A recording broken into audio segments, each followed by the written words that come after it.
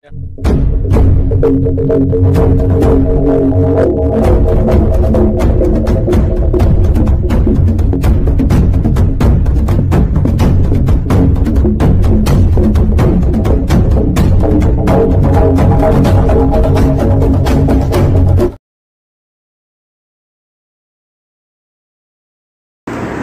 warung Mamah Dian.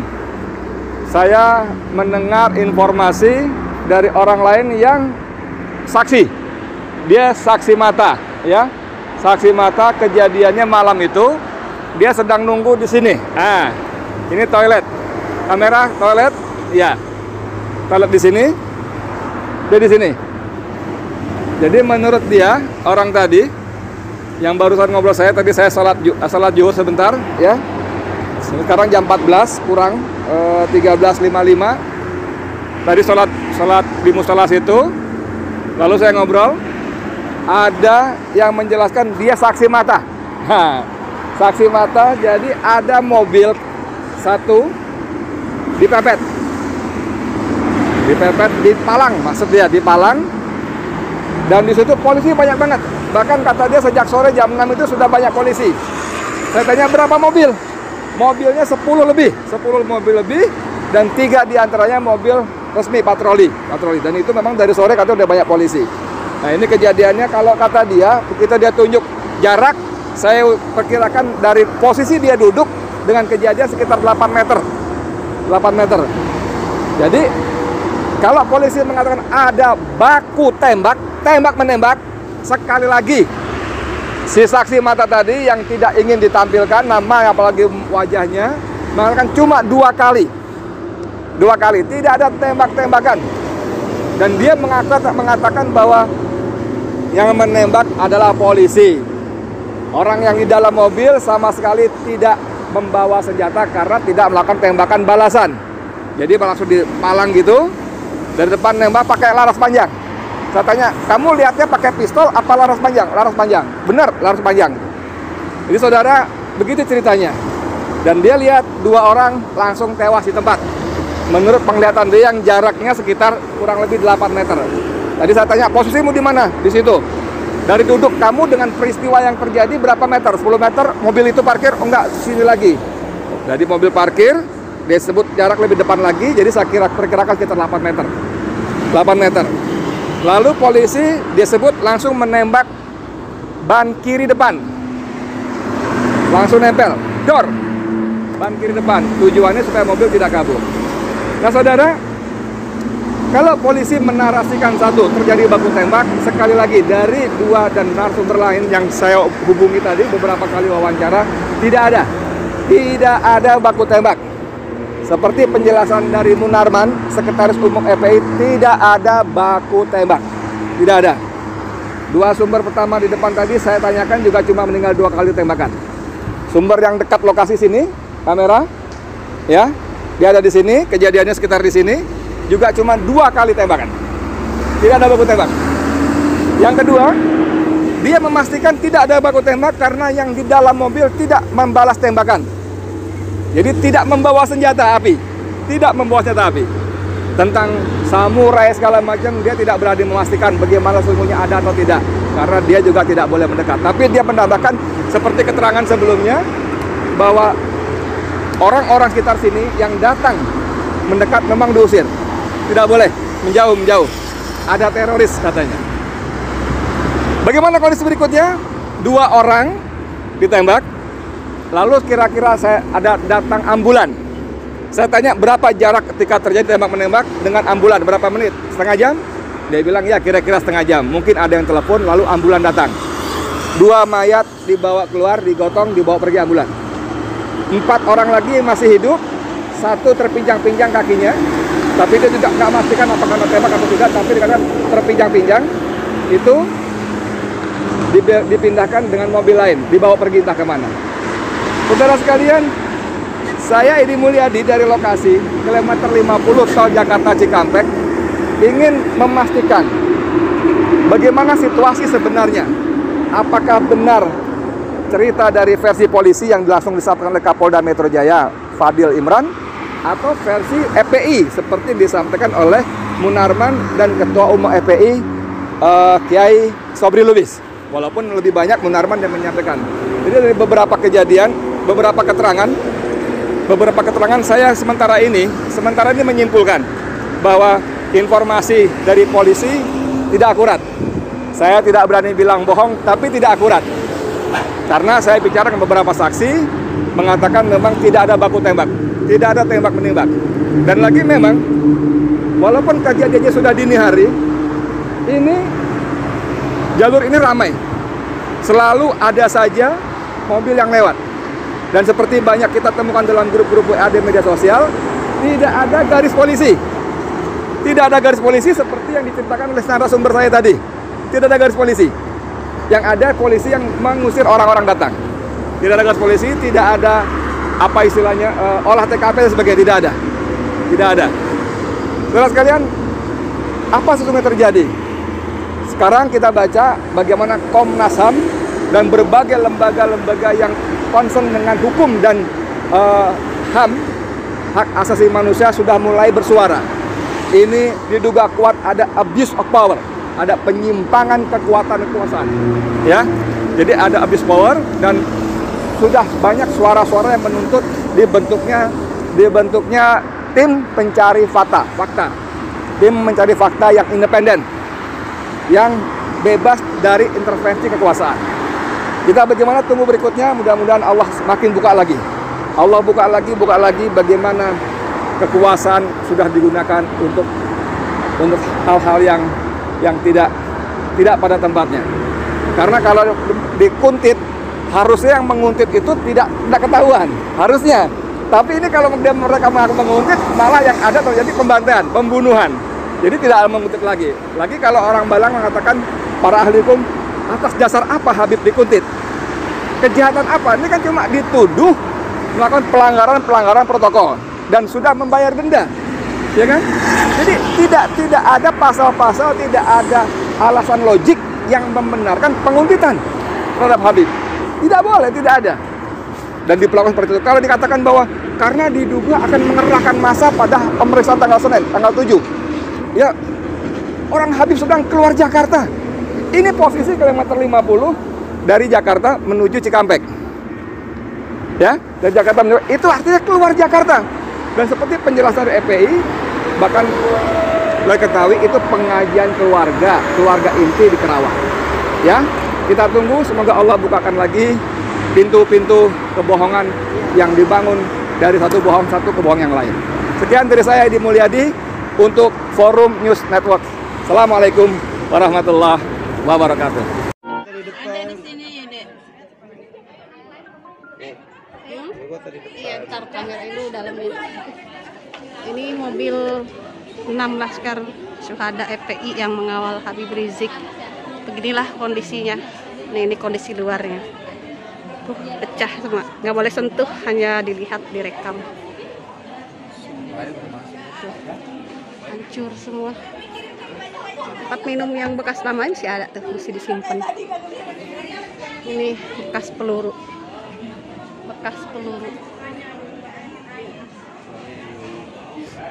Banyak hancur. Tuh, banyak hancur.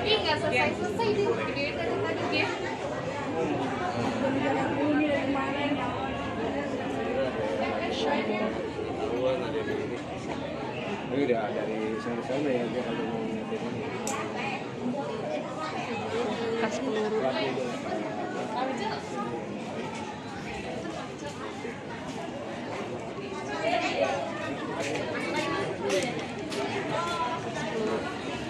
Banyak bekas peluru yang ditandain angka-angka itu, semua bekas peluru, ada angkanya, ada 1, 2, 3 sampai 5 peluru. Don't touch but see only. Saya nggak mau bilang itu dagelan atau bukan, rekayasa atau tidak, tapi ketika besoknya akan digelar sidang pertama kali tentang KM 50, pengacara kuasa hukum keluarga korban, teman kita, Aziz Yanuar, itu tidak hadir. Lalu kepada wartawan mengatakan, saya nggak mau hadir, itu sidang dagelan, kata Aziz Yanuar, bukan kata Edi Mulyadi. Tapi memang lucu banget. Kadang-kadang saya berpikir Sri Mulat pun bisa udah tutup memang ya, udah kalah. Sekarang yang ngetop-ngetop yang lucu-lucu siapa? Jadi para pelawak kita, komedian kita itu bisa pensiun dini, gulung tikar karena kalah lucu ya dengan para politikus dan para penyelenggara negara. Misalnya hari-hari ini sidang, bagaimana mungkin untuk sebuah peristiwa 6 laskar, pelakunya hanya 2 orang. Polisi. Dan pasal-pasal itu yang menyebut polisi ya. Polisi menyebut bahwa yang membunuh polisi ancaman hukumannya di atas 10 tahun. Oke? Tapi selama proses satu pun tidak ada yang ditahan. Padahal ancaman 10 tahun. Terlepas pasal-pasalnya beliau lebih paham pasal-pasal yang juga diselundupkan supaya seringan-ringannya, tetap aja ancaman hukuman 10 tahun tapi tidak ditahan. Padahal saya bolak-balik diperiksa polisi, teman-teman mengatakan tenang insya Allah lu nggak ditahan. Karena apa? Karena ancaman hukumannya tapi 5 tahun juga begitu ya. Gitu ya. Jadi ancaman hukuman 5 tahun, polisi penyidik berhak menahan. Tapi ini ancaman 10 tahun tidak ditahan. Bandingkan dengan Habib Rizik yang tuduhannya alhamdulillah saya sehat. Itu berbohong dianggapnya. Padahal waktu Habib ngomong alhamdulillah saya sehat itu dia tidak bisa disebut bohong. Karena walaupun kemudian terbukti hasil swabnya itu positif, waktu beliau ngomong itu dia belum melihat hasil swabnya. Kecuali dia lihat, wah gue positif nih, tapi gue simpen aja, alhamdulillah saya sehat. Itu bohong. Tapi kalaupun itu disebut bohong, kenapa Anda 4 tahun? Padahal disebut menimbulkan keonaran yang oleh majelis hakim, keonaran itu terjadi di dunia media sosial. Ribut di medsos. Padahal ada banyak tokoh-tokoh kita, para penguasa kita bikin hoax, bohong berkali-kali. Kembali ke soal kasus ini, kasus KM50. Fadil Imron mengatakan 10 laskar, 6 ditembak, diambil tindakan tegas dan terukur, 4 melarikan diri. Padahal pagi siang itu FPI bikin rilis bahwa rombongan Habib Rizik Syihab dikawal oleh sejumlah mobil, 6 mobil kalau nggak salah, setiap mobil 6 laskar, tidak 10. Bayangkan ketika saya datang ke sana, ke lokasi KM50 itu saya tanya kepada saksi-saksi yang di sana, yang dagang, yang pegawai warung segala macam, mengatakan, Pak, ini dari sore sebelum maghrib polisi udah banyak, jumlahnya bukan belasan, puluhan, pakai seragam dan preman, termasuk pakai seragam hitam-hitam itu loh, yang konon katanya sedang mengawal vaksin, tapi rajin juga mengawal vaksin, hampir ke situ.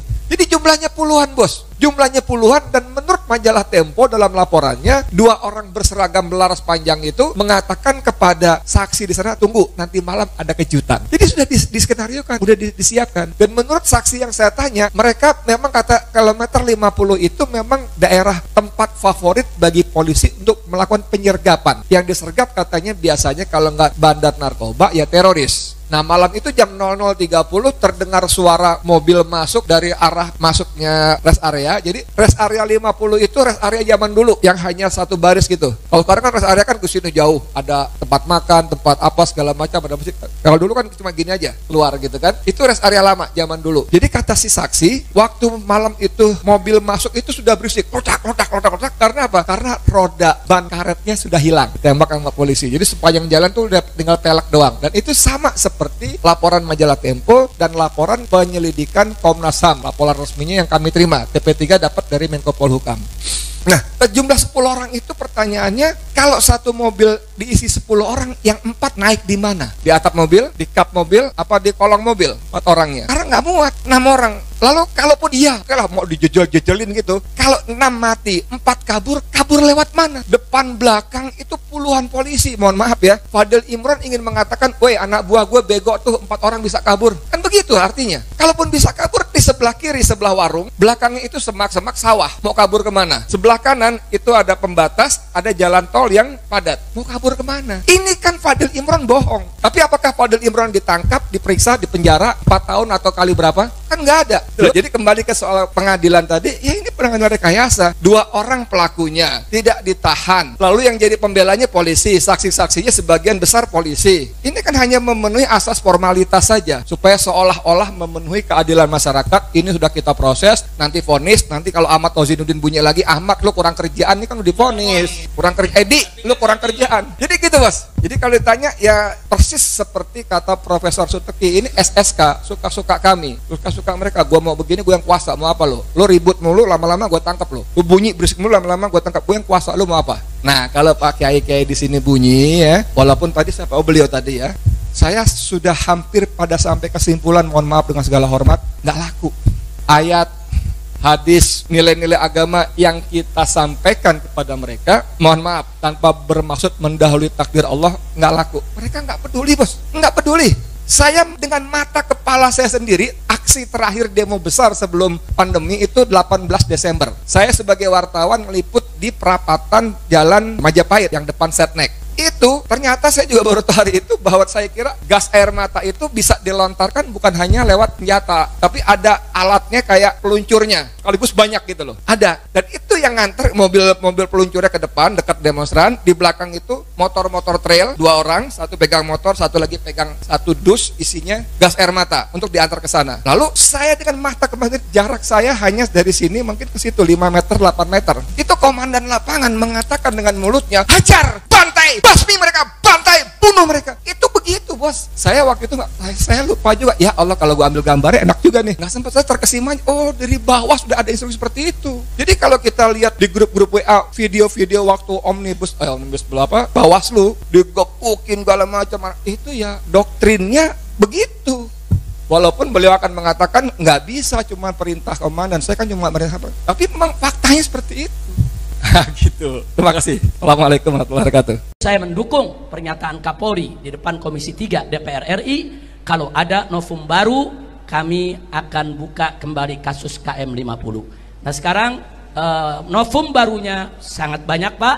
Salah satunya adalah tolong dicarikan di mana CCTV KM50. Karena yang menyitanya adalah orang Bapak, yang menyitanya adalah petugas, yang menyitanya adalah polisi.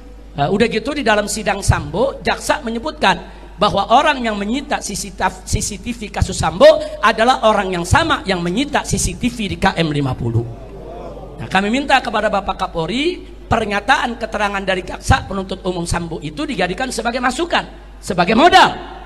Digali terus, periksa itu semua geng KM50, cari itu CCTV-nya ada di mana. Karena CCTV tersebut akan mengungkap bahwa Laskar masih hidup di KM50, akan mengungkap bahwa mobil polisi yang hadir di KM50 tidak ada satupun yang rusak ataupun tergores, nggak ada. CCTV itu kunci, tolong dicari Pak, tolong dicari, selidiki Pak, CCTV itu di mana, agar kami ini tidak suudzon kepada semua polisi, karena masih banyak polisi yang baik Pak, masih banyak jenderal yang baik Pak. Jangan sampai kami curiga kepada semua polisi. Cari itu CCTV KM50, buka di depan publik, depan masyarakat. Di sana akan kelihatan siapa itu isi daripada mobil Land Cruiser hitam, siapa itu komandan yang memberikan arahan. Dan itu menjadi bukti bahwa 6 Laskar masih hidup. Dan CCTV itu nggak sampai di situ. Saat Laskar keluar dari pintu tol Kerawang Timur, itu terekam CCTV. Saat Laskar ditembaki depan hotel Novotel, saudara, itu juga ada CCTV di hotel tersebut. Itu juga tolong CCTV-nya diamankan. Dan sepanjang tol semua ada CCTV-nya. Dan di CCTV itu terlihat siapa saja petugas saudara yang hadir di KM50. CCTV itu nggak boleh dihilangkan.